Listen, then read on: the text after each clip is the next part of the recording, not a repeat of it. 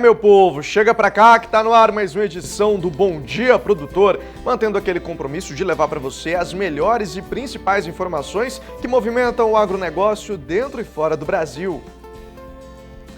E no programa de hoje vamos falar sobre o DDG, resultante da fabricação do etanol 100% de milho, que tem se consolidado a cada ano na nutrição de bovinos no estado do Mato Grosso. Rio Grande do Sul está em alerta contra o greening, doença que acomete os citros e causa diminuição na produtividade e longevidade dos pomares. Você também vai conferir os episódios 1 e 2 da série especial sobre búfalos, que foi realizada pela nossa equipe gaúcha. Vamos falar também sobre a produção de mandioca em Mato Grosso do Sul, que tem tido bons rendimentos nos últimos anos. Cotação, atualização de mercado, bons negócios, é claro que você já sabe. Tudo isso e muito mais informação a partir de agora no Bom Dia Produtor.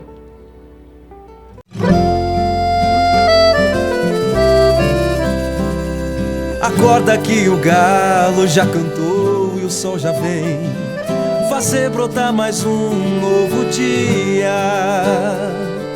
Lenha no fogão, café pra esquentar e a bicharada no quintal. Bota pra molhar, tira leite no curral, arreia o cavalo, tem gado pra campear.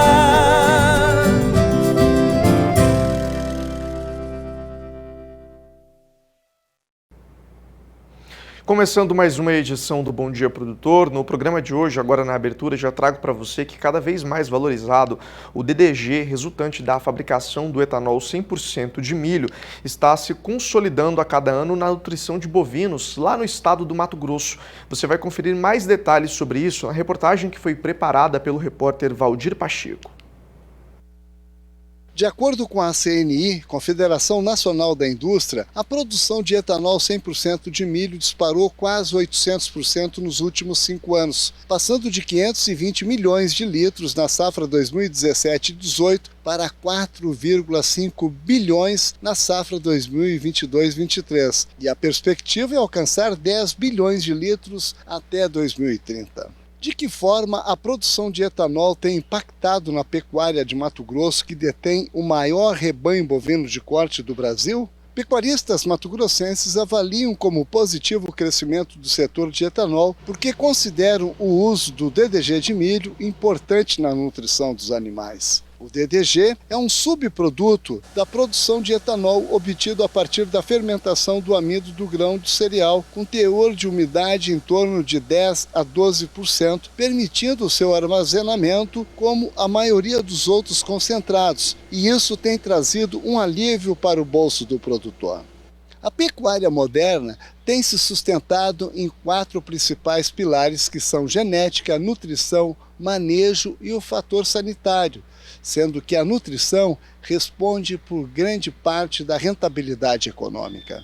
Em se tratando dos teores de proteína bruta, o DDG apresenta em média 25 a 32%, sendo este o principal motivo para sua utilização por ser um forte substituto ao farelo de soja que possui 43% de proteína bruta. Nos Estados Unidos, esse produto é utilizado há anos pelos pecuaristas e com a expansão do mercado de etanol de milho no Brasil, ele também começa a ser ofertado no mercado internacional com importante relevância na nutrição de bovinos de corte. Somente este ano, as indústrias mato-grossenses movimentaram 22,4 milhões de dólares, com o envio de cerca de 73 mil toneladas ao exterior, segundo o levantamento feito pela Federação das Indústrias de Mato Grosso.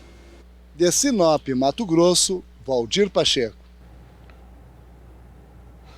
Aos poucos, a tecnologia invadiu o agronegócio e tem levado modernização para o campo, gerando maior produtividade e lucros elevados para os produtores que estão investindo em novas ferramentas para os seus negócios. A utilização de softwares tem sido indispensável para uma boa gestão financeira. Gestão financeira é um assunto importante que requer total atenção do produtor rural. Eu estou com o Heitor Romero, que é consultor e vai explicar como que os produtores rurais têm adotado, então, essa questão que é necessária para a lucratividade. O produtor ele tem feito isso? Olha, o que a gente bastante sabe é que é fundamental em qualquer atividade, especialmente na atividade rural, que se tenha conhecimento e domínio dos gastos, das receitas e especialmente do fluxo de caixa da empresa rural. Então, assim, é uma necessidade, os produtores rurais estão cada vez mais atentos, estão buscando formas de se profissionalizar para terem essas informações e assim tomarem suas decisões de maneira mais assertiva. Heitor, a gente sabe que a tecnologia ela faz parte aí desse universo do agronegócio.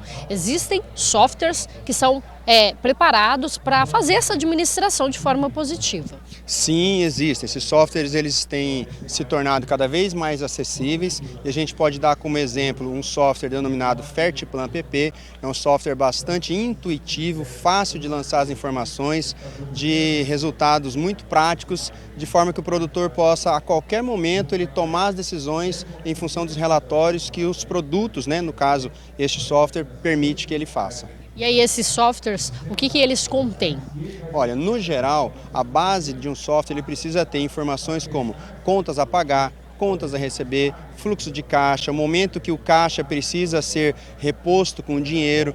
E aí esses programas eles vão cada vez mais proporcionando um comparativo dos resultados financeiros das atividades entre fazendas para a tomada de decisão do negócio como um todo, a gestão macro da propriedade rural.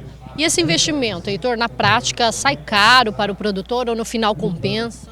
Na verdade, os investimentos eles são irrisórios. Se a gente colocar isso em termos de quantos animais precisaria para pagar um investimento desse, na verdade, com um bezerro desmamado, você paga uma assinatura anual de um programa desse. Então, assim, é muito barato, não tem como não se render a estas tecnologias, porque assim, a relação benefício-custo, ela é imensurável. E são tecnologias que veio para ficar, não tem jeito como fugir, né? Não tem como fugir. O produtor rural ele está se profissionalizando. Essa profissionalização ela passa por incremento de produtividade, então adubação de pasto, cruzamento industrial, transferência de embriões, IATF, adubação. Então assim, agora chegou a hora da gente entender e profissionalizar na gestão financeira, entender a atividade rural como um business, como um negócio. Muito obrigada pelas suas informações. Destaques importantes para serem analisados e consultados aí na propriedade rural. De Campo Grande, Kaile Rodrigues. O Rio Grande do Sul está investindo na capacitação dos citricultores sobre o greening, uma das doenças mais graves que pode atingir a cultura. O estado está livre da doença, mas casos confirmados recentemente em Santa Catarina e no Uruguai ligaram os radares para a prevenção da praga. O governo do estado do Rio Grande do Sul está realizando capacitações com os citricultores sobre o que é greening, como identificá-lo e quais as principais ações que devem ser tomadas, tanto para evitar a introdução da doença, como para saber o que fazer no caso de uma possível confirmação de caso. A doença é uma das mais graves e destrutivas que afetam a cultura dos citros. Atualmente, o estado está livre da praga.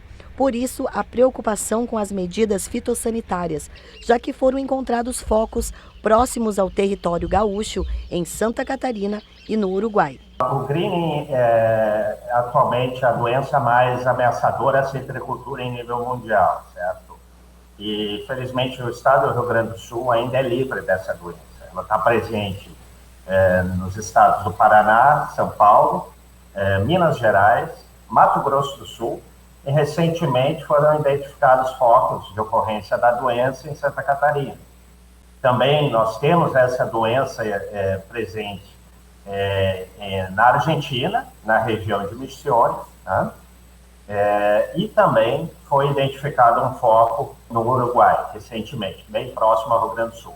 Se observa que a doença está se alastrando, né? Ela afeta as plantas, as árvores citrícolas, através de um inseto que dissemina a bactéria Candidatus liberibacter. Ela afeta justamente o floema da planta, né, e acaba por impedir a disseminação da seiva, e com isso a planta vai morrendo. Tem queda de produção, tem queda de qualidade dos frutos, e isso acarreta uma dificuldade muito grande. A longevidade dos pomares é diminuída E essa doença vai minando a citricultura como um todo. Com o apoio da Emater e de diversas entidades, o curso de capacitação sobre o greening já ocorreu em 9 municípios da região do Vale do Caí. O público-alvo são os citricultores, responsáveis técnicos, prefeituras e órgãos de extensão.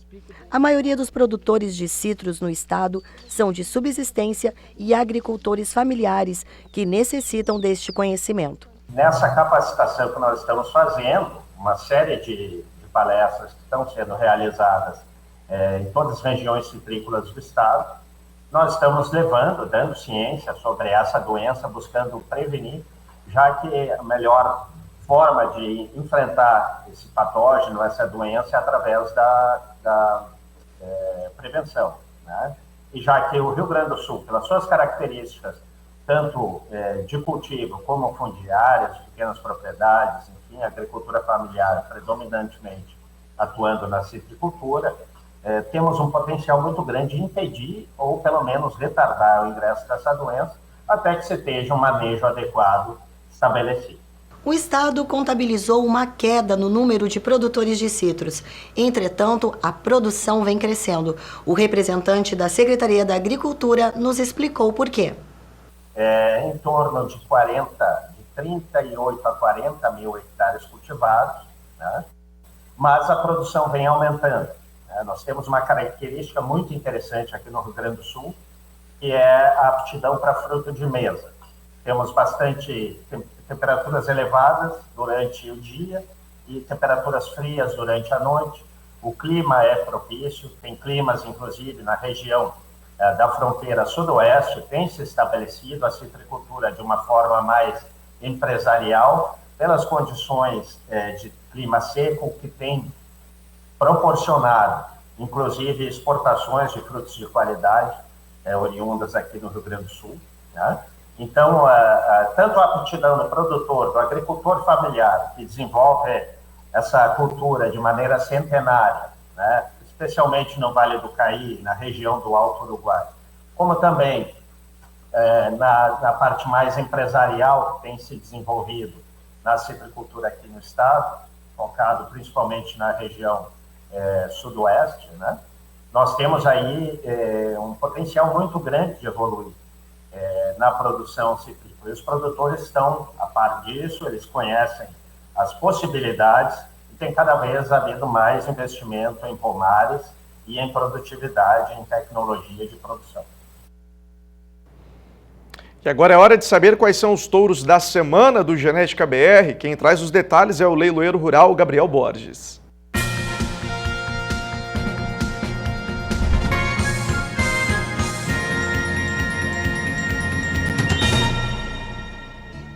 A bateria Touros da Semana traz a heterose do Angus. Traz aqui para você 5 reprodutores Aberdeen Angus extraordinários. O primeiro que a gente traz na tela aqui, ó, é o lote número 39, é o 3E T-Bone.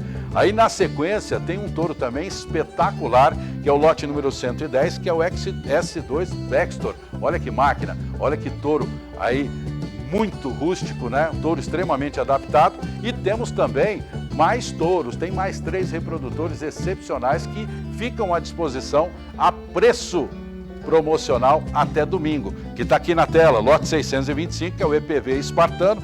Na sequência, nós vamos trazer um touro que é nome difícil, mas é um espetáculo de reprodutor, que é o Colpas BSB Enchanter, que é o nosso lote 644. E aí, na sequência, finalizando a bateria Angus para você, nós temos o Tiro Certeiro, que é o Varilek Kill Shot, que é o nosso lote número 711. Então tá aqui, ó, aproveita, não perca as oportunidades, lembra das regras, pedido máximo por touro é o de 100 doses, pedido mínimo para você gozar os descontos na ação Touros da Semana é um pacote de 200 doses. E lembra que nos investimentos acima de 3 mil, nós entregamos para você a custo zero.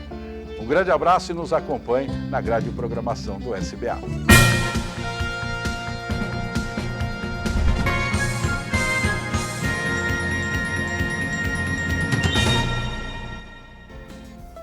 Participe do Bom Dia Produtor enviando as suas dúvidas e sugestões de pauta no nosso número de WhatsApp 67998631001. Ainda hoje no programa você vai conferir uma reportagem especial sobre a criação de búfalos no estado do Rio Grande do Sul.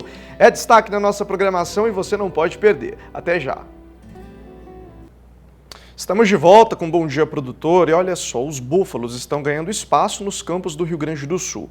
Hoje o estado tem um rebanho estimado em 50 mil bubalinos. Na zona rural da região metropolitana de Porto Alegre, é cada vez mais comum encontrar esses belos animais de longos chifres e que podem pesar mais de 1 tonelada. Além da docilidade que vem sendo comprovada pelos produtores, os búfalos têm características diferenciadas de fertilidade, produtividade e também de longevidade. Cada vez mais a carne e os derivados do leite de búfala estão caindo no gosto dos consumidores. E é claro que a nossa equipe do Rio Grande do Sul produziu um especial sobre esse tema, que você começa a conferir agora.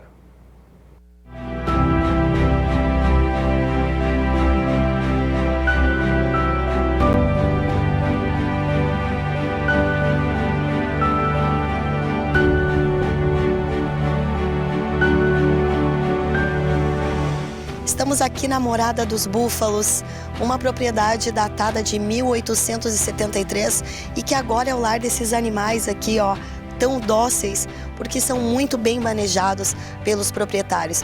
A nossa reportagem especial sobre os búfalos no Rio Grande do Sul vai trazer vários critérios da criação, do leite, dos laticínios e do consumo da carne desse animal. Então acompanhe a nossa reportagem, que ela está linda, está incrível, e a gente vai falar sobre toda a trajetória do búfalo no Rio Grande do Sul.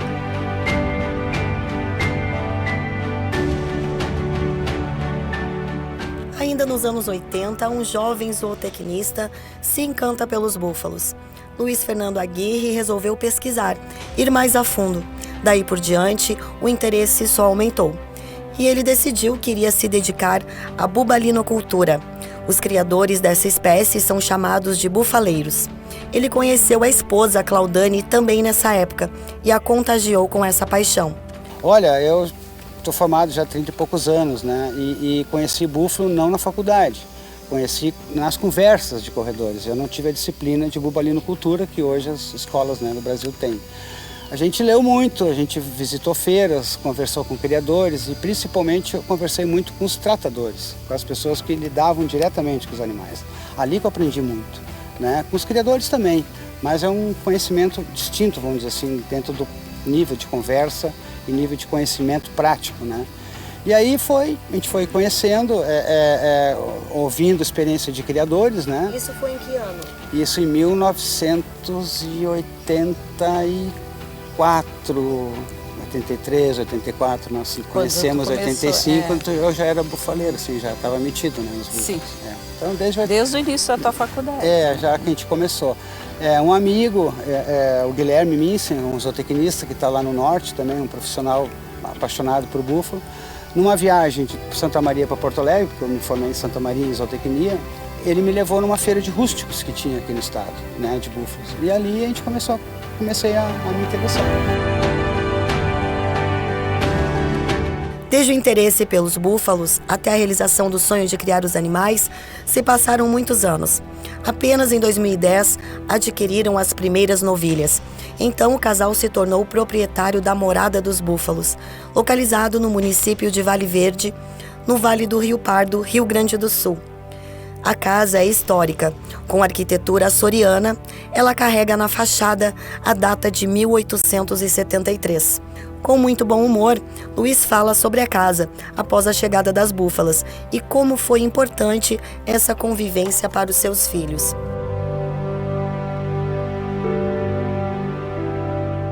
A vida, né, fez a gente andar, né, profissionalmente em vários recantos, né? E praticamente foi em 2010, né, que a gente começou, quando a gente comprou as primeiras novilhas, que a gente adquiriu essa propriedade, né, veio morar mais perto do Porto Alegre, porque eu tinha minha avó, minha mãe ainda para cuidar, né, e Santo Augusto, onde nós morávamos, era muito longe, né? Então a gente conseguiu comprar a casa, né, a nossa primeira casa, né, Até a gente brinca, né, que a gente comprou uma casa com um pátio muito grande e a gente usa as búfalas, né, como roçadeira biológica, né, que é uma das características dentro de, né, que a gente pode usar o búfalo, né. Mas voltando à tua pergunta, né, a gente começou porque era uma gana que eu tinha, né? E trabalhei com gado de leite muitos anos, né? E meus filhos, a minha vida de bufaleiro, que era a minha vida de antes de ter os filhos, eles não conheciam, só por foto. Então uma das coisas também que me fez, né, nós comprar essa propriedade e criar búfalos é mostrar para meus filhos que realmente aquelas fotos não eram montagem, que eram verdadeiras, né? E graças a Deus a gente foi feliz, né? A gente, né, tem as crianças também que gostam dos animais. Perguntamos a Claudane se ela de fato embarcou no sonho do marido e ela confirma que sim, que através dele se interessou pelos búfalos. Juntos dividem as responsabilidades da criação dos animais e toda a rotina que envolve esse trabalho. Ela fala da relação de confiança e vínculo com os animais desde o nascimento. Eu conheci o Fernando na faculdade, eu fazia o curso de artes plásticas, né, bem diferente das rurais. Mas, por tabela, comecei a me apaixonar já pelos búfalos, porque a paixão dele era muito grande, né? E ele acreditou sempre nessa raça, nessa criação de búfalos, né? Como uma alternativa, assim, para pequenos produtores, né? Então, uma qualidade de carne, leite de baixo custo, sabe? Então, ele sempre acreditou. E aí foi nos apaixonando, né? E eu me apaixonando junto. Aí quando a gente adquiriu aqui, foram alguns anos ainda, né? E a gente adquiriu essa propriedade em 2007. E aí 2010 que a gente conseguiu adquirir as primeiras búfalas, né? Então desde então a gente vem criando e resgatando, né? Essa maneira de criar os búfalos de uma forma mais... Como búfalos. Como búfalos, né? E desde que nascem os terneirinhos, a gente vai fazendo aquela relação de confiança, sabe? Então, criando esse vínculo, né, com os animais já desde o começo. Então, uma coisa que ele sempre falou, búfalo, qual é o segredo do búfalo? Manejo. Manejo. Então, né, tudo que tu dá pro búfalo, ele te devolve, né? O casal realiza o manejo com técnicas de bem-estar animal, confiança e vínculo afetivo, o que torna as búfalas e búfalos extremamente dóceis. Luiz fala da diferença do búfalo criado no Brasil do africano, que é extremamente agressivo, já que precisa lidar com predadores como os leões. Esse búfalo que nós estamos vendo aqui hoje, né, que vocês estão vendo, é o búfalo doméstico, o búfalo indiano, o water búfalo, búfalo d'água, né, é um búfalo, né, que é uma outra espécie, é o Bubálus bubalis. Outro animal também que é muito confundido também, que também é chamado de búfalo, é o bisão americano, né? Mas basicamente a maior confusão que dá, por causa do YouTube, essa coisa toda, né, de hoje, é que aparecem imagens dos búfalos africanos combatendo leões, né? Não, né? Esses animais combatiam o tigre de Bengala, né? O tigre asiático, né? Dentro da origem de onde é que eles vieram. Então, até a palavra bubalinocultura vem do nome científico deles, que é Bubálus bubalis, né? Então é uma outra espécie. O búfalo africano é uma espécie, o búfalo indiano é uma espécie, o búfalo americano, né, o bisão, é uma outra espécie. Mas todos são chamados de búfalo, né? Nessa primeira parte da nossa reportagem especial sobre os búfalos, conhecemos um pouco da história dos nossos personagens, os criadores desses animais no Rio Grande do Sul, e as características dos búfalos criados aqui no Brasil. Fique com a gente, tem mais na segunda parte, aqui pelo canal do Boi. E ainda hoje no Bom Dia Produtor você vai conferir a segunda parte dessa reportagem direto do Estado Gaúcho. Mais de 60% do território nacional está em área de preservação permanente. É o que diz um estudo elaborado pela Embrapa Territorial sobre o uso e a ocupação do território nacional. Quem traz as informações é o repórter Mauro Andrade. Nós vamos conversar com o chefe-geral da Embrapa Territorial, Gustavo Espadotti.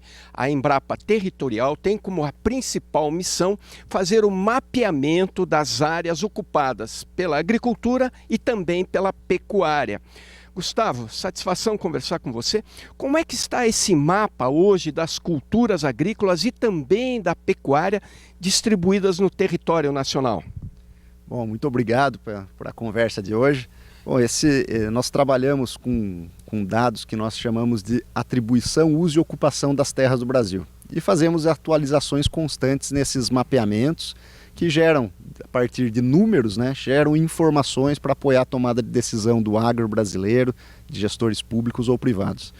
E dentro desse contexto fazemos os mapeamentos das nossas safras, dos nossos rebanhos, e como as áreas do Brasil são ocupadas por essas atividades agropecuárias.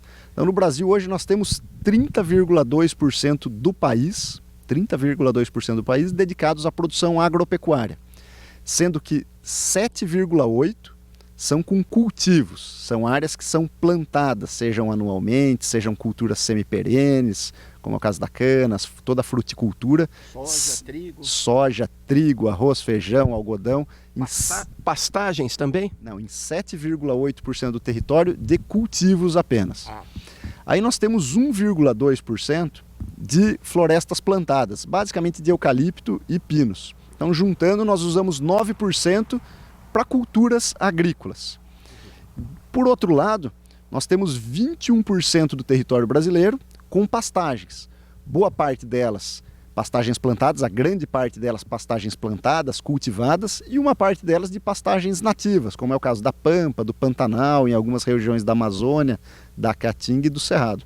Mas esse é o nosso panorama, 21% do Brasil com pastagens, 7,8% com cultivos agrícolas e 1,2% com silvicultura. Imagens de satélite demonstram que 66,3% do território nacional são de áreas preservadas. Dessas, 2/3 são áreas atribuídas, protegidas por lei, como parques e terras indígenas, e 1/3 são áreas particulares protegidas pelos produtores rurais, que conservam áreas de reserva legal conforme exigência do Código Florestal. Nós temos duas categorias aí, são áreas atribuídas, ou seja, o governo, o estado, os municípios, o país, ele dedica áreas para preservação, para proteção da vegetação nativa. São os parques, as unidades de conservação, as terras indígenas, são áreas protegidas por lei. Por outro lado, nós temos o produtor rural brasileiro, que ele está sob a égide do Código Florestal Brasileiro, de 2012, completou 10 anos no ano passado, e que exige que ele demarque parte de sua propriedade para preservação da vegetação nativa por meio principalmente de APPs e de reservas legais. Então, quando a gente junta tudo isso, nós temos 66,3% do Brasil, 2/3 do Brasil de áreas protegidas, preservadas ou conservadas em áreas devolutas, ainda pertencentes aos estados. Mas o que eu chamo a atenção é que, lembra bem, 2/3 do Brasil preservado em vegetação nativa, mas 1/3 do país ele é preservado dentro do mundo rural brasileiro. São os produtores de alimentos, fibras e energias preservando a vegetação nativa, dedicando seu tempo, seu espaço, seu patrimônio financeiro, seu patrimônio fundiário em prol da vegetação nativa. São 3 trilhões de reais em patrimônio fundiário dedicado à preservação do meio ambiente, pelos mesmos atores que estão produzindo alimentos, fibras e energia. Então, uma sinergia perfeita, onde o produtor, além de produzir, ele preserva, mostrando que esse é o caminho. Produção e preservação no Brasil andam de mãos dadas. Ok, doutor Gustavo, obrigado pelas informações. Eu que agradeço, estamos sempre à disposição dos amigos que estão na Hora do Boi. Valeu. Ok. Então, olha, a Embrapa Territorial trazendo números, trazendo argumentos técnicos fundamentados para mostrar que o Brasil pode ser o grande player na produção de alimentos no mundo. E tem uma porção de coisa boa para comemorar no dia 12 de abril aqui na programação do Canal do Boi. É uma quarta-feira especial que comemora 25 anos do leilão precoce total, marcado para o meio-dia, mas a nossa transmissão vai começar mais cedo, às 8 horas, com a segunda edição do Show Rural MS, que vai acontecer em Bataguaçu, no recinto da Leilosul, que aliás está completando 30 anos. Daniel de Paula mostra esse trabalho e um pouco do que vem por aí nesse dia inteiro de eventos e negócios. É tanta comemoração que mal se pode imaginar numa só data. Mas o dia 12 de abril, uma quarta-feira, é um dia especial. Primeiro porque marca a segunda edição do Show Rural MS. Depois, porque começa oficialmente a celebração dos 30 anos da Leilosul. E mais ainda, porque há 25 anos surgia em Bataguaçu o Leilão Precoce Total, que novamente mostra a qualidade da região em machos e fêmeas Nelore e cruzamento industrial para cria, recria e engorda, que passarão por julgamento de lotes padrão antes de entrarem para o martelo a partir do meio-dia, com transmissão pelo Canal do Boi. Recinto da Leilosul completa 3 décadas neste ano. Inaugurado em 1993, foi se fortalecendo como grande ponto de encontro da comercialização de bovinos dessa região conhecida como capital do bezerro precoce. Depois de 5 anos, nasceu aquele que seria o maior leilão de gado comercial dessa região. Então nós temos 2 datas comemorativas importantes: 30 anos de Leilosul e 25 anos do Precoce Total. Mas não é por isso que esse evento é tão especial este ano. E sim, porque todo mundo que vem fazer negócio aqui ganha dinheiro rápido com pecuária. Quem vende e quem compra. Eu acho que é bom para os dois, né? O segmento ele se fortalece quando o negócio é bom para o comprador e para o vendedor. Não adianta ser só para um lado. E quando você traz a genética diferenciada para poder incrementar plantel, para poder ter um bezerro com terminação mais curta, isso você está agregando a todos, tanto o vendedor como o comprador. Isso é fundamental no sucesso de um evento, quando você consegue agregar os dois lados. É para as duas partes, eu acho que é em comum. Para quem quer melhorar seu gado, é uma ótima compra. E para a gente que está no métier, fica tudo na espera para esse leilão, né?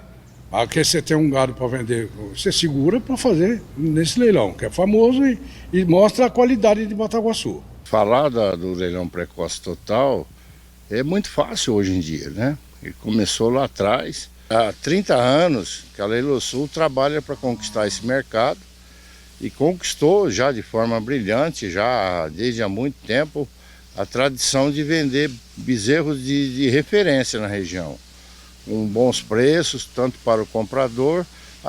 O precoce não é tão barato. Bom, mas acontece que a qualidade é muito superior, né? É o evento que é cartão postal em termos de genética, em termos de precocidade, em qualidade na nossa região e no Brasil, né? Uma referência conquistada através de seleção genética, que os criadores da região absorvem com ampla liquidez. Parceiras desde sempre da Leilosul e do Precoce Total, Agropecuária Três Barras e Parme Agropecuária dão o exemplo do tanto que o nome do leilão tem fundamento quando apresentam lotes como novilhas super precoces, frutos de genética superior e carregando no ventre prenhez de um melhoramento continuado para derrubar crias também superiores antes dos 2 anos de vida. A gente trabalha em cima de velocidade para atingir um certo objetivo. E a partir do momento que a gente acelera esse processo de produção, a gente gira mais estoque dentro da fazenda. E está aqui, são animais praticamente todos produzidos através de inseminação artificial, com avaliação genômica inclusive, e é isso que a gente vai estar colocando alguma coisa no Precoce Total. A tradição do gado precoce na nossa região tem se tornado cada vez mais forte, né? Muito melhoramento genético e o gado cada ano melhor, Daniel, cada ano melhor. O Bataguaçu é a nata disso daí, né? E é uma honra a gente falar isso, porque a gente participa disso também e nunca deixaram cair para trás, sempre para frente. O pecuarista hoje ele sabe que se ele não produzir bem, não produzir bezerros pesados, novilhas precoces, ele está fadado a arrendar para o eucalipto. Então tem que procurar essa melhora, sem dúvida nenhuma, e constantemente, e melhorando a cada ano. É um material genético exemplar que vem para a região para ser comercializado. É o lugar onde muitos pecuaristas vêm buscar qualidade. Isso daí é o sinal que a região vai muito bem do ponto de vista de progresso genético, de qualidade em cima de pecuária. Isso daí marca e traz o otimismo que a gente tem na pecuária, na produção, e é o que sustenta todo esse trabalho que a gente está vendo aqui por trás, né? Nós estamos assim, olhando e ficamos encantados cada vez mais com a produtividade, no crescente que a região traz, no melhoramento genético, na precocidade, né? Como faz esses 25 anos do leilão precoce total, é a evolução ano a ano, né? E isso é muito gratificante, que a gente poder levar essa genética para todas as classes aí, para cria, recria e engorda, né? Leilão precoce total 25 anos, fazendo parte de um evento que começa às 8 da manhã, com palestras do Show Rural MS e segue a partir do meio-dia com o melhor de Bataguaçu e região no maior leilão de gado comercial da capital do bezerro precoce. 12 de abril, quarta-feira, tudo com organização da Leilosul e transmissão do Canal do Boi. Antes do intervalo comercial, quero lembrar que você pode acompanhar a nossa programação pelo site e Facebook do Canal do Boi. Estamos também na NET Claro, canais 190 e 690, e aos finais de semana você confere o Canal do Boi pela Sky, no número 241, além do Agro Canal, no número 161. Daqui a pouco eu estou de volta com Bom Dia Produtor e você confere a segunda parte da série especial sobre os búfalos. Não sai daí. Bom Dia, o Produtor está de volta e eu convido você para acompanhar a segunda parte da série especial sobre os búfalos, que estão ganhando cada vez mais espaço no Rio Grande do Sul devido à docilidade e o fácil manejo. Vamos saber um pouco mais sobre o turismo rural. Os búfalos são uma alternativa na pecuária de corte e vem ganhando espaço no Rio Grande do Sul. Nesta segunda parte da nossa reportagem especial, vamos te contar os segredos da docilidade, as vantagens da criação frente aos bovinos, turismo rural e muito mais. Seguimos na Morada dos Búfalos, em Vale Verde, Rio Grande do Sul.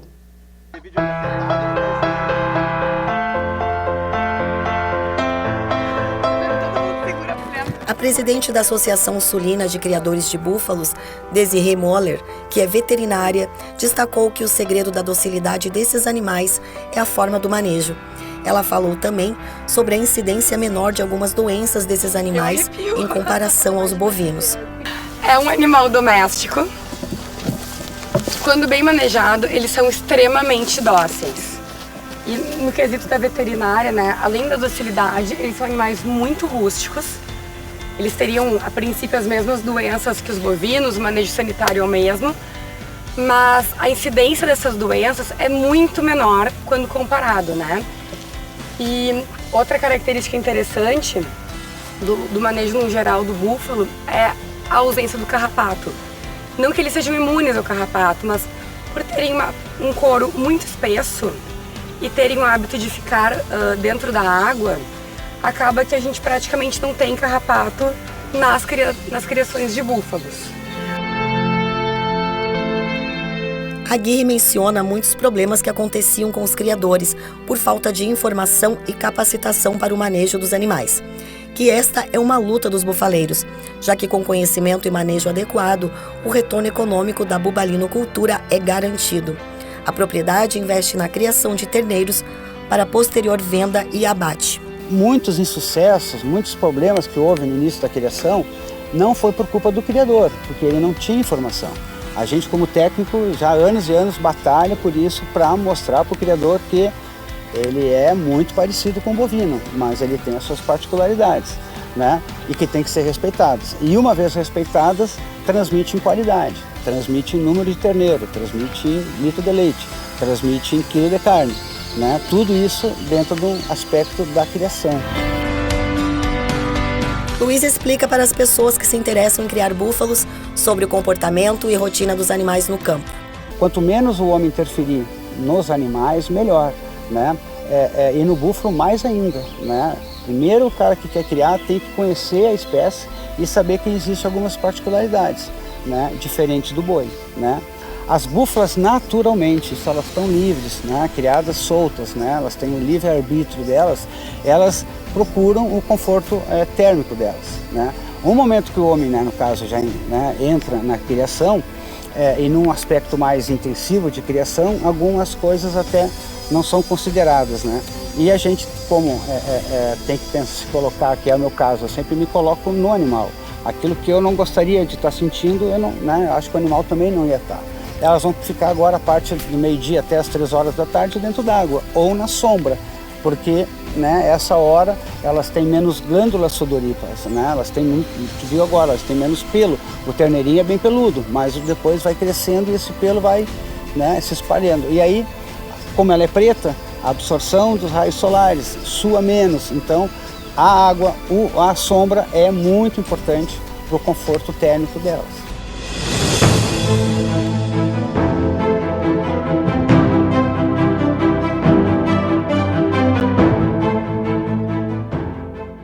O casal de criadores já está ampliando os negócios, investindo no turismo rural, aproveitando a bela e antiga propriedade que chama atenção pela arquitetura, natureza e, claro, os búfalos. Naturalmente o turismo, né, ele se fez, porque o lugar é lindo, né? Os animais são muito dóceis, né? A gente vem trabalhando com isso, mas é uma coisa que a gente acredita muito aqui na região. E nós estamos muito devagar assim, com o turismo, porque dificuldades, né, de manter, né, a casa aí, mas estamos de conservação. Mas a gente recebe as pessoas aqui, é uma satisfação muito grande, sabe? A gente, é importante para a gente ver o interesse, né, das pessoas, essa interação que elas conseguem com o búfalo, sabe? É muito, muito bonito. E a gente tem, como a gente cria, então a gente tem os terneirinhos, né? Então o pessoal consegue acompanhar, né, o nascimento, o crescimento delas aqui. Então a gente trabalha pensando nessa questão do turismo, a gente já faz esse trabalho que não é interferir, é respeitando a natureza dela, lógico, mas a gente traz ela mais próxima de nós. Então, como eu falei no princípio, resgatando aquela maneira dos asiáticos criar os animais, criar os búfalos, que eles têm os búfalos junto da família, né, onde as crianças e as mulheres que cuidam das búfalas, né. Aguirre fala dos desafios da criação e que os búfalos aparecem como alternativa na pecuária de corte, inclusive em áreas de várzea. Um caminho rentável para os produtores, já que o desenvolvimento do animal é rápido e atinge o peso de abate em 1 ano e meio, idade adequada, já que o mercado exige a carne do búfalo jovem. Que quase todo produtor e quase toda propriedade pode criar búfalos, mas quase.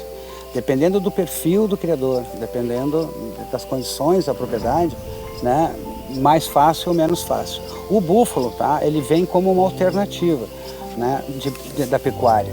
Não é que não se pode deixar uma área nobre, do solo nobre para os búfalos, né? Eles merecem até. Vão responder com ganho de peso, com produção de leite. Mas essa facilidade que eles têm de transformar um pasto grosseiro em proteína, né, em terneiro, em leite, em carne, né, na produção, né, é muito interessante. Então, muita gente está fazendo integração bovinos, búfalos, dando a melhor parte da pastagem para as vacas de leite, por exemplo. E depois as búfalas vêm e terminam de pastorear, vamos dizer, para dar aquela parte de roçadeira. Então, áreas onde a agricultura não é viável, né, onde o bovino, né, sofre um pouco, né, na questão física até, né, de ambiente, o búfalo entra muito, muito. E no Brasil tem muitas áreas de várzea, muitas áreas ainda que pode ser aproveitado por esses animais.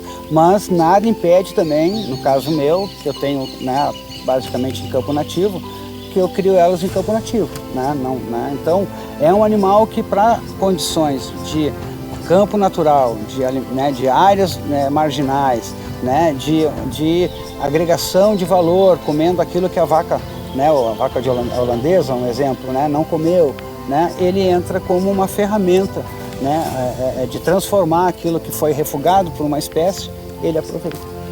Ele é um animal que até os 2 anos de idade ele tem um crescimento linear, progressivo, fantástico. Cabe a gente, né, no inverno aqui no sul, né, quando ele é desmamado, no primeiro inverno dele ele passa ao pé da vaca. No segundo inverno, se o produtor deixar um campo de ferido ou fazer uma pastagem de inverno, ele certamente com 1 ano e meio já está com peso de abate em torno dos seus 450 quilos.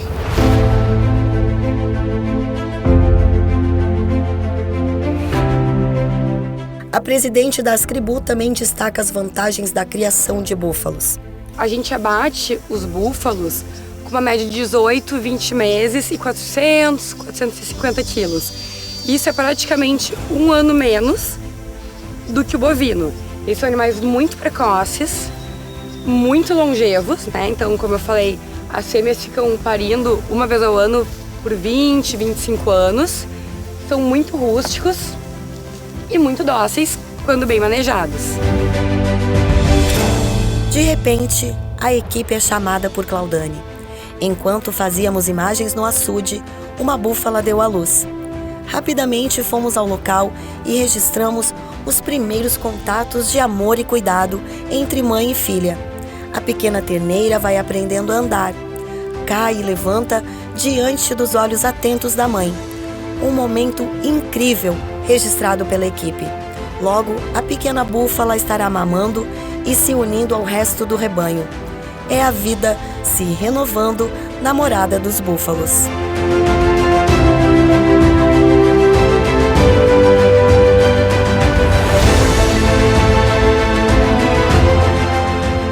E não terminamos por aqui. Nossa reportagem sobre os búfalos segue para a terceira parte, quando vamos conhecer as delícias derivadas desse belo e grande animal. Você não pode perder. São os búfalos do Rio Grande do Sul, aqui no Canal do Boi. Mato Grosso do Sul é o quarto colocado na produção nacional de mandioca. No ciclo passado, o estado colheu cerca de 958 mil toneladas, com alta de 5,5% do total que foi produzido no Brasil. As áreas de produção também estão em crescimento. O último levantamento da Embrapa, em 2021, mostrou uma área de quase 45 mil hectares, resultado que acompanha o aumento na quantidade de fecularias instaladas em todas as regiões do estado. Foi por isso que a nossa equipe de reportagem foi conhecer a produção de fécula em uma dessas unidades. A boa e velha mandioca, também conhecida como aipim ou macaxeira, é um dos alimentos mais consumidos no mundo todo, principalmente em regiões de clima tropical, onde o cultivo ocorre com maior intensidade. Ela se destaca também por ser uma cultura rústica e de grande capacidade de adaptação a condições desfavoráveis de clima e solo, além, é claro, da sua multiplicidade de usos, seja para consumo humano, animal ou industrial. A cultura da mandioca cada vez está se tecnificando. Realmente não podemos considerar a mandioca como fundo de quintal. É uma atividade que tem que ter muito profissionalismo, desde o preparo de solo, correção de calcário, até a utilização de gesso, adubação, escolha de cultivar. Então não se temos uma receita de bolo. Tem que seguir recomendações técnicas para altas produtividades. Hoje a gente tem que produzir de forma sustentável, rentável e que faça com que a atividade seja rentável ao nosso produtor. O Brasil é hoje o quarto maior produtor mundial da leguminosa, ficando atrás apenas da Nigéria, Tailândia e Indonésia. No ano passado, foram produzidos por aqui mais de 18 milhões de toneladas, de acordo com dados do IBGE. Só em Mato Grosso do Sul, foram aproximadamente 1 milhão de toneladas. E todo esse movimento tem feito crescer por aqui o número de indústrias que produzem fécula de mandioca. Visitamos uma dessas fábricas, localizadas em Naviraí, região sul do estado. No ano de 2022 foram recebidos aproximadamente 100 mil toneladas de mandioca aqui pela cooperativa. A meta para esse ano está em 150 mil. Toda essa matéria-prima é utilizada na produção de fécula de mandioca, que abastece tanto o mercado interno como países vizinhos. Hoje a fábrica tem uma capacidade de 450 tons de raiz a dia e de fécula, no rendimento que a gente está tendo hoje, em torno de 130 toneladas de fécula por dia. Conforme vai descarregando é a hora que a gente vai reprocessando, né? Aí a fábrica são divididas em várias etapas. Primeira etapa lavagem, segunda etapa moagem, a terceira etapa são separação de amido com a massa, concentração, purificação, secagem e até o invase. E a gente tem um laboratório que trabalha 24 horas para garantir que essa fécula saia com qualidade. Parece fácil, mas para produzir uma fécula de alto padrão de qualidade, todo o processo de fabricação é rigorosamente observado, levando em consideração a qualidade da matéria-prima. Denilson, resume pra gente o processo produtivo. A partir do momento que a mandioca é lavada, vem aqui para a produção e aí? Sim. Aí ela passa pela lavação do lavador, ela encaminha na correia de inspeção, geralmente fica um operador ali separando a cepa dela, os corpos estranhos, os resíduos que passa lá. Ela é triturada em pedacinhos de 3 a 5 centímetros, né? Ela vai para a rosca elevadora e fica armazenada em 3 caixas dosadoras. A partir dali, em pedacinhos, ela é alimentada para a cevadeira. Ali faz a parte da desintegração da massa, né? Então tem um rotor chamado de moinho. Ela vai moer essa massa e vai ficar tipo uma massa de bolo. A partir dali, ela é bombeada para o equipamento chamado GLs, né? Aí o GLs é feita a extração desse amido. Essa GL é aquela parte ali onde você me mostrou aquela hora ali? Sim, é a parte onde ela faz aquela extração do produto, né? Eu vi que naquela hora ali você fez uma medição ali, né? O que é aquela medição lá? Ali ela faz a purificação do leite. Então ele tira toda a água, as impurezas do leite, e quanto mais ela é tirada água, ele é limpado. Ele fica um valor bem de 20 de Balmé, que é onde que ele está pronto para ser desidratado na centrífuga. Quanto tempo todo leva esse processo até termos a fécula pronta? Em torno de 1 hora mais ou menos, que é um processo. Vale lembrar que durante todo o processo de produção da fécula, várias análises laboratoriais são feitas de modo a garantir a qualidade do amido. Aqui a gente costuma dizer que a gente se divide em 2 equipes, como se fosse, mas é uma equipe só, que é o controle e a garantia. A gente passa a controlar todo o processo de qualidade enquanto o amido está sendo extraído e enquanto ele não é seco e passa para os silos. A partir desse momento, a gente faz o controle. Então, a gente acompanha o pH do leite, a gente controla são as partes de eficiência para ver se a gente não está tendo perda do amido na água vegetal, que é destinada para lavar a raiz. E a gente vai fazendo alguns outros acompanhamentos dentro da fábrica. Depois que essa fécula passa a ser seca e vai para o silos, lá a gente começa a coletar e faz a análise dele também, do amido propriamente dito já, a fécula. Aí aqui a gente analisa a umidade, a cor e o pH dessa fécula. A gente faz essas análises, garantiu que está tudo em ordem, o processo está em ordem, a gente passa para garantir que a qualidade dele está boa enquanto ele produto para ser destinado para o cliente. Garantiu que esse produto está em boas condições, a gente destina ele para os lotes. A gente produz lotes diário, que a gente faz todo acompanhamento da característica físico-química do produto, para que realmente garanta que a qualidade dele é satisfatória e ele possa ser expedido para o cliente. Aí, depois que a gente faz todas essas análises, a gente gera um laudo e esse laudo vai junto com a carga que vai destinada para o cliente, seja ela onde quer que ela vá. A fábrica tem 2 destinos para a fécula produzida aqui. A maior parte é embalada e comercializada em sacos de 25 quilos ou big bags com 1.250 quilos. A outra parte é usada na produção de tapioca. Aqui também a gente faz a garantia da qualidade do produto tapioca, então a gente garante que essa qualidade da tapioca é boa e ela vai estar em boas condições para ser comercializada e para ir para a mesa do consumidor. A tapioca ela é um subproduto da fécula de mandioca, né? A fécula ela vem desidratada, uma umidade bem baixa, né? Bem seca, em torno de 13%. Já a tapioca a gente vai fazer o inverso, vai reidratar ela. A gente deixa ela numa umidade entre 42% a 44%.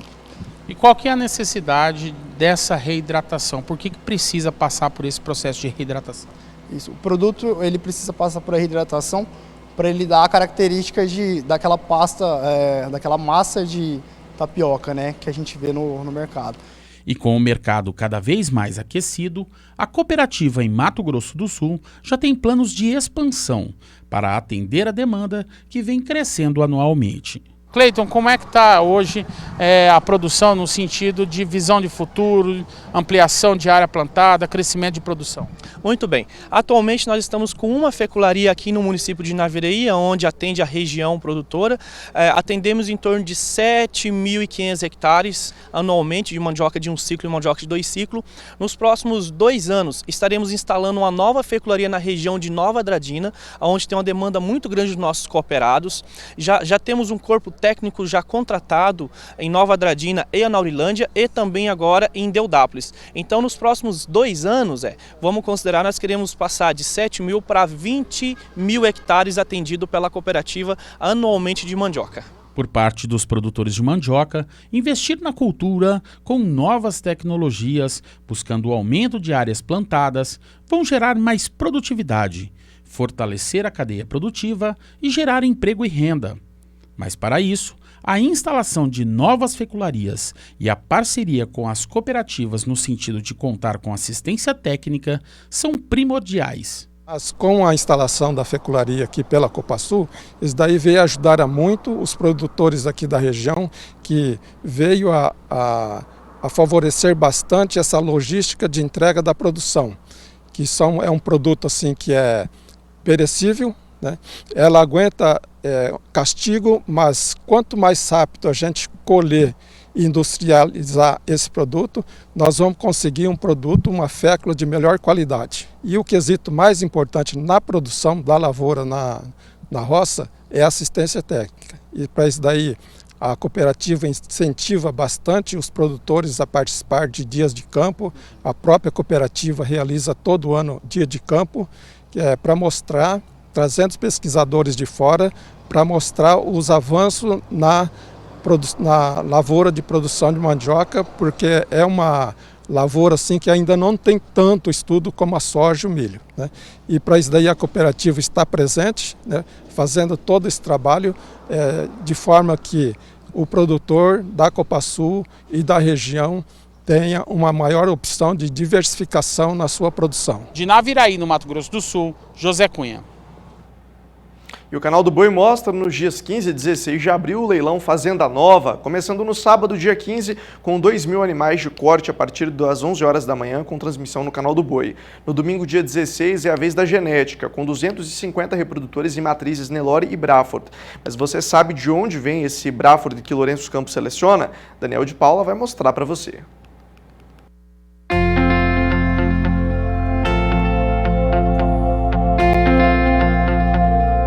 Você certamente deve estar se perguntando, mas o que está fazendo esse tanto de gado taurino, avermelhado aí, bem na alta noroeste do estado de São Paulo, aqui pertinho da região de Araçatuba? É fácil. Pouco mais de 20 anos atrás, a Fazenda Nova se tornou um entreposto de genética produzida no Rio Grande do Sul, no Hereford, no Braford, para que a Central Leilões, que abriu o mercado no restante do país, distribuísse a partir desta posição para aqueles que queriam usar o cruzamento industrial para agregar valor na sua produção de pecuária de corte. Pois o envolvimento foi tanto, a paixão e depois a crença num grande negócio, que tecnicamente o Braford se tornou objeto de seleção, com o mesmo critério, o mesmo rigor da família do Lourenço Campos, que passou a enxergar uma oportunidade de criar uma grife que já está na 10ª safra de registro dentro desse taurino, que tem uma aceitação muito forte no mercado brasileiro. Eu conheci o Braford quando eu conheci o Rio Grande do Sul, a pecuária gaúcha. E aquilo me chamou a atenção demais, a eficiência dessa raça, entendeu? Como ela entregava para os criadores, como ela tinha capacidade que ela tinha de produzir e de forma rústica, de forma natural. E eu falei, puxa vida, um gado desse vai bem lá no centro-oeste, no sudeste e no norte, né? E daí começamos essa parceria, e eu fui montando em cima do rebanho deles um rebanho da Fazenda Nova, né?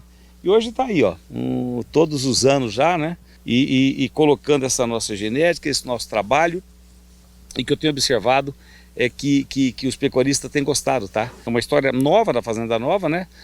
Mas é um trabalho já de muitos anos, de todos aqueles criadores do Rio Grande do Sul, né? E que nós até hoje mantemos negócio lá, nós fazemos os leilões deles, tem esse intercâmbio de genética até hoje. Eu não abro mão de todo ano pegar uma vaca aqui, um touro ali, sabe? E tá sempre oxigenando o meu negócio com essa genética que esses craques lá do Rio Grande do Sul produzem, e a gente tenta multiplicar e levar aqui para todo o Brasil. Um ponto forte do nosso Braford, Daniel, nós fizemos questão, desde o primeiro indivíduo que nós escolhemos como matriz, como doadora, como touro para ser acasalado, de que ele tivesse uma origem num rebanho provado, um rebanho que fizesse mensurações, que participasse de programa de avaliação genética, e com o nosso toque, com a nossa percepção de um Braford para as características mais tropicais. Então você pode ver que hoje a gente vê esse reflexo nos touros aqui atrás, por exemplo, animais de pigmentação firme, animais com resistência a ectoparasitas e animais que têm pelo zero, como nós costumamos dizer, o animal do pelo, de uma pelagem completamente adaptada. Esse talvez seja a principal característica, porque o Braford que nós nos abastecemos é um gado já de desempenho provado, é um gado que já tem peças de carcaça muito fortes, estrutura muito correta. Aí vem o nosso trabalho de seleção, de dentro dessas linhagens, dentro desses animais, buscar o animal que mais se adapta, e isso está sendo muito bem feito aqui. Por isso a gente pode dizer que aqui nós temos um monte de botijãozinho de sêmen para cobrir vaca no campo, porque aguenta e faz resultado. Está vendo a garrotada de 15, 16 meses atrás da gente? Olha lá, ó. Inquieta um já subindo em cima do outro, né? Essa é uma das características, além da qualidade de carcaça, qualidade de carne, particularidade do nosso Braford, um Braford muito adaptado, mas a libido, né? Essas características de precocidade sexual e de fertilidade realmente muito presentes. Características que acompanham também uma grande atração do leilão de genética do dia 16 de abril, domingo. As fêmeas, criteriosamente selecionadas e apartadas como um brinde para todas as necessidades do mercado. A gente vai ofertar um volume de fêmeas esse ano, inclusive com vacas paridas, mas o grande volume são as novilhas das fêmeas jovens, de prenheses precoces, fêmeas que inclusive fizeram ou fariam parte do nosso núcleo de doadoras. Então, indiscutivelmente, são fêmeas que elas têm capacidade de agregar produção ou de ser matriz, ser doadora, desde quem quer experimentar o Braford, começar a selecionar um pouco de Braford registrado na sua fazenda, comprar um pouco de fêmeas, aproveitar, dar um início com gado que a gente acredita demais no potencial, até quem já seleciona, já conhece, já é usuário da genética, já é selecionador de Braford e quer buscar de repente um animal de um sangue diferente, de uma genética já bem produzida e adaptada aqui na região noroeste do estado de São Paulo. Então todo mundo que quer ou melhorar, ou aumentar, ou começar um criatório de Braford, pode aproveitar, que são novilhos que nós literalmente tiramos da nossa reserva. É um gado espetacular, né? Tão bonito, tão desenvolvido, grosso, forte, comprido, pesado, CE maravilhosa. Então é esse mix dessa melhor genética dos criadores do sul que nós temos aqui dentro do plantel. E que agora a Fazenda Nova coloca no seu leilão de genética junto com o melhor da nova geração do seu Nelore em 250 animais, touros, novilhas e vacas paridas e prenhas.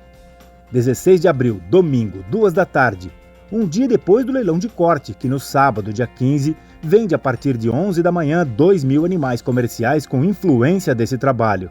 Sempre com organização da Central Leilões e transmissão do Canal do Boi.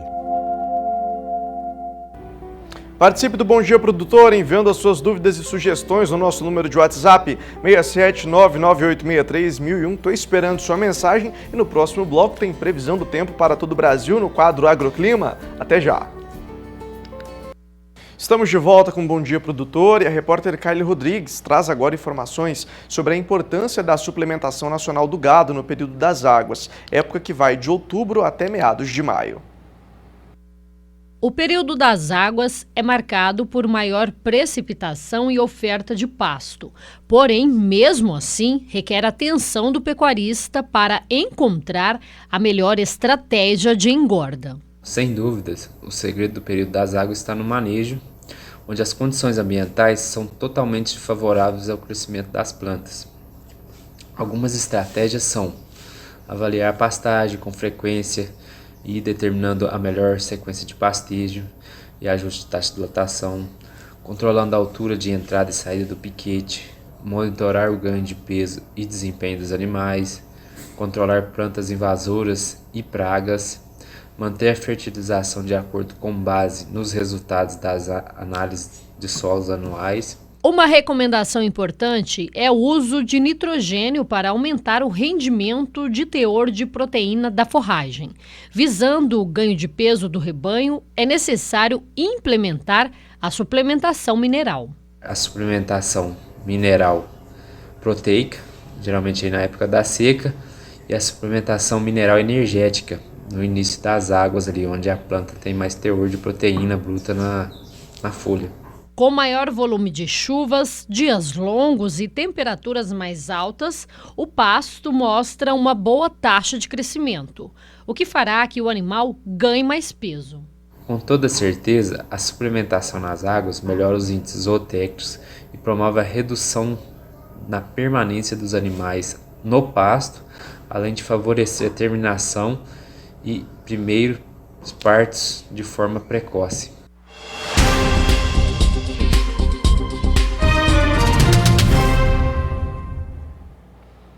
E por aqui é hora de falar da previsão do tempo para todo o Brasil.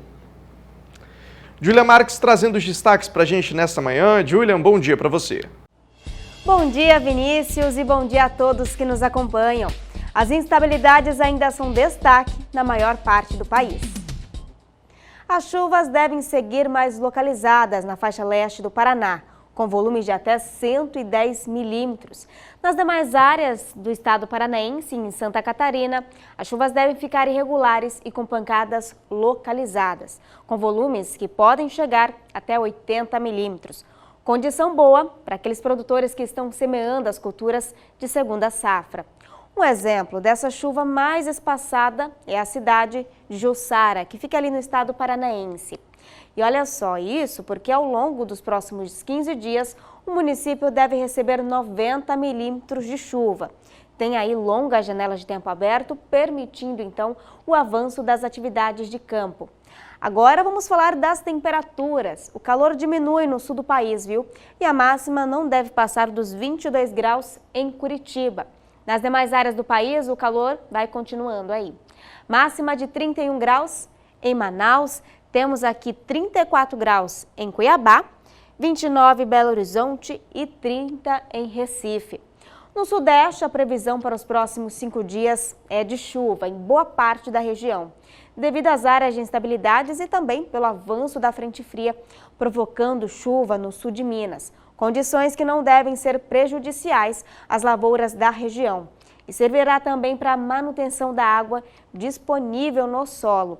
Entre os dias 12 e 17, a chuva deve ocorrer em praticamente toda a região, mas com variação na intensidade. Maiores acumulados no sul de Minas, com volumes que podem chegar até 90 milímetros. Ainda com condições favoráveis para a semeadura de segunda safra. Bora dar uma olhada no centro-oeste? As chuvas devem ocorrer em maiores volumes no oeste do Mato Grosso. Os acumulados podem chegar até 150 milímetros. Condição de chuva também que atinge a faixa leste de Goiás, onde os acumulados podem chegar até 90 milímetros. Condições que vão contribuir para a manutenção da água disponível do solo. No Nordeste, a chuva persiste, volumosa na faixa norte da região, com acumulados que ainda devem beirar a casa dos 100 milímetros entre Maranhão, Piauí e Ceará. Ainda mantendo as atividades de colheita da soja em ritmo lento, enquanto que no centro baiano, nada de chuva significativa por enquanto. A partir do dia 12, a chuva perde intensidade na região nordestina, onde tem acontecido até então excesso de chuva nas últimas semanas. Já entre Maranhão, Piauí e Ceará, o tempo ainda não seca. Nas áreas mais próximas ali do litoral, tem possibilidade de chuvas volumosas.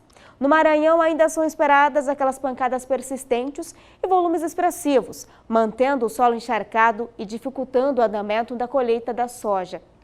Entre os dias 6 e 11, a chuva volumosa persiste na maior parte da região norte, o que deve manter o solo bastante úmido em áreas ali da soja e até mesmo pastagens.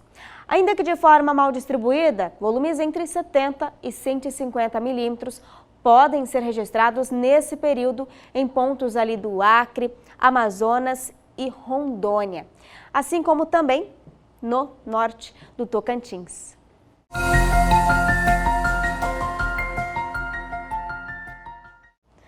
Agora chegou a sua vez aqui no Agroclima.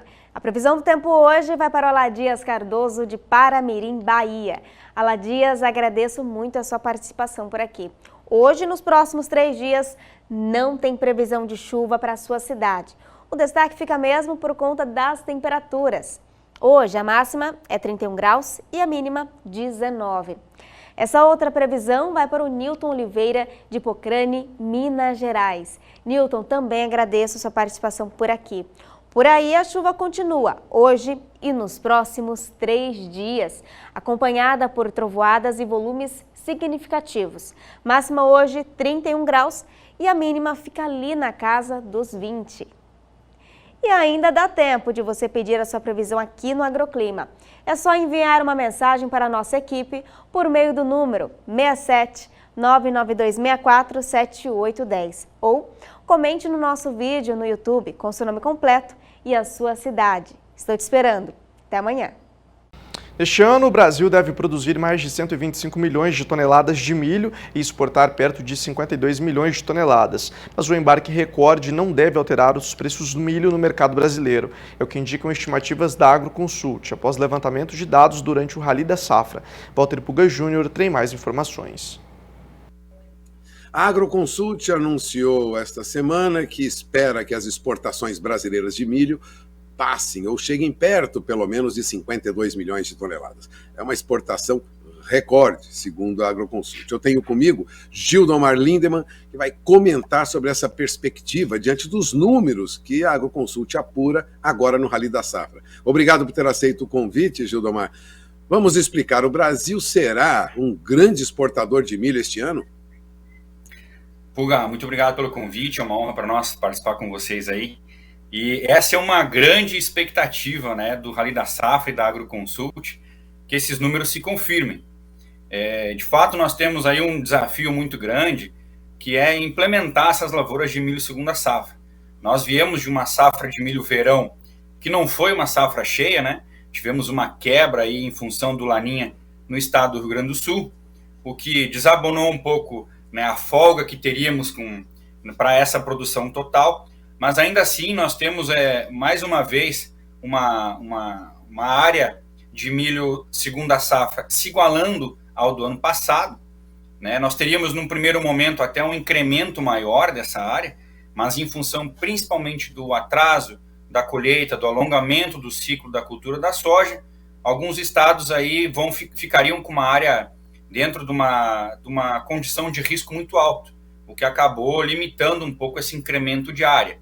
Mas ainda assim teremos uma produção recorde na casa de 125 milhões de toneladas, somando as duas safras, e se não faltar chuva, certamente nós teremos aí um recorde de produção e também de exportação. Considerando que vamos exportar muito, mas estamos produzindo também muito, eu pergunto, os preços devem mudar diante desse quadro, uma grande exportação, mas uma produção que também cresce, ou se mantém, na perspectiva da Agroconsult, dentro dos patamares que nós temos hoje? Puga, a nossa estimativa inicial é de uma manutenção desses preços, né? Em função também tanto da nossa produção, da exportação, mas também do nosso consumo doméstico, né, que volta a ter um ajuste positivo. Então, a expectativa é que, de fato, esses preços aí se mantenham dentro de bons patamares para os produtores.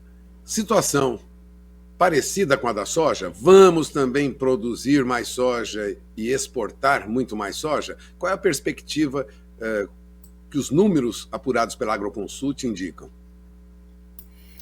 Puga, soja é algo que eu gosto muito de falar. Rodei o Rally da Safra aí de janeiro até agora. Damos uma pausa para fazer o encerramento, né, das estimativas, e temos mais uma equipe que vai rodar agora a parte final do Rio Grande do Sul, mas sim, teremos uma safra aí de 155 milhões de toneladas, que, Puga, essa poderia ser até maior, nós já poderíamos ter ultrapassado os 160 milhões de toneladas, se não fosse o grande impacto que o Laninha teve, né, reduzindo aí na casa de 5 a 7 milhões de toneladas do Rio Grande do Sul esse ano. Então, sim, tivemos 8 estados aí batendo recorde de produtividade esse ano, excelentes resultados, e tirando, a gente costuma dizer, né, que o Brasil produziu soja excelente em todas as regiões, exceto o Rio Grande do Sul, que bateu a casa aí dos 36, 37 sacos nessa safra. Mas, de fato, teremos sim uma excelente produção, estamos aí na reta final da colheita já, beirando aí os seus 70, estamos entrando no terço final já da colheita essa semana. Quanto aos preços para a soja, produtor sempre de olho no que ocorre em Chicago, referência para o mercado internacional, e de olho também nos preços praticados na saída em Paranaguá, principalmente Paranaguá, né? Por onde sai um bom volume de soja do país. Eu pergunto, diante dessa produção e essa estimativa de exportação para a soja que nós temos no país, haverá alteração nos preços da soja? Como vocês olham esse mercado de soja daqui para frente? Perfeito. Puga, nós temos nessa safra 22-23 uma retomada do crescimento novamente do nosso consumo total de soja mundo, né? A gente percebeu nas últimas semanas aí uma retração em alguns preços com a entrada dos volumes, né? e também a questão dos nossos...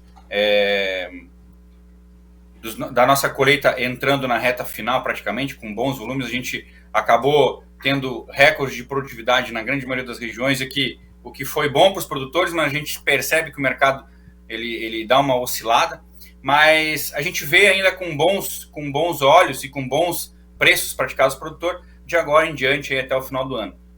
Claro que a gente sempre tem que lembrar, né, Pulga, que não é só a produção e consumo, a gente depende muito também do câmbio, é algo que influencia muito nos nossos preços aqui. A perspectiva, segundo vocês estimam, aí pensando como vocês veem, o câmbio deve se manter no mesmo nível que nós temos atualmente ou tende a ceder, como alguns analistas de câmbio já preveem? Pulga, falar de câmbio eu acho que é uma coisa bem complicada, né? A gente acaba sempre colocando algumas das nossas estimativas aqui, mas o que dizer de um câmbio num ano como esse, né? Numa condição como a gente tem aí econômica acontecendo. Então, tem muita coisa para rolar até o final do ano aí. Vamos ver como é que vai se comportar. Resumindo, é difícil acertar o que vai acontecer com o câmbio, como dizem os economistas. Câmbio é algo que é acertar na mosca branca, como a gente fala. Bom, e para finalizar, eu gostaria de comentar um pouco de novo sobre milho, mas aí de olho no mercado internacional. Recentemente, uma consultoria, a Price Futures, comentou sobre o avanço da mancha do alcatrão em milharais, em Dakota do Sul, na Indiana, alguns estados americanos. Isso pode realmente afetar o mercado internacional do milho mais adiante? Ou é um assunto ainda, vamos dizer assim, uma questão ainda pequena diante desse mercado de milho, envolvendo Estados Unidos, envolvendo Brasil, Argentina e outros países produtores? Pulga, toda e qualquer alteração na produção, né, na produtividade, ela certamente traz um impacto aí para as condições do mercado. Num primeiro momento, ela é algo pontual, né, a gente mais localizado, mas certamente o mercado está de olho para se essa proporção aumentar, se esses ritmos começarem a preocupar de fato, o mercado certamente vai reagir, né? A mesma função fica na atividade da nossa produção aqui. Toda vez que nós temos uma quebra de safra aqui em alguma região, ou na América do Sul, ou até mesmo no Brasil, a gente percebe os preços já oscilando quase que imediatamente. Então temos aí que ficar atento ao que ocorre lá com o avanço dessa mancha do alcatrão, que pode prejudicar a produção dos Estados Unidos. Você diria que temos que ficar atento ao avanço dessa praga?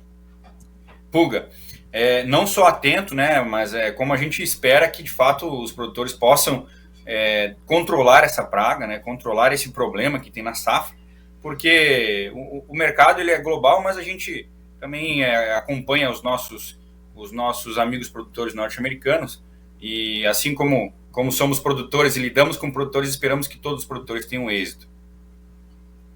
Bom, eu agradeço a entrevista do Gildomar Lindemann, ele é analista do mercado de grãos da Agroconsult, que anunciou ontem os primeiros números apurados pela equipe do Rally da Safra. Agradeço mais uma vez a entrevista do Gildomar Lindemann, Walter Pulga Júnior de São Paulo.